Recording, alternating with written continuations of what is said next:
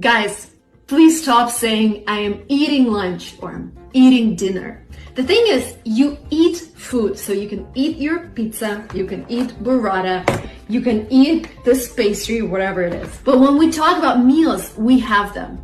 I am having lunch. Have you already had dinner? So basically you can't say, yeah, I am eating my lunch, but this is really amateur English. If you want to sound more professional, more like a native speaker, say, I...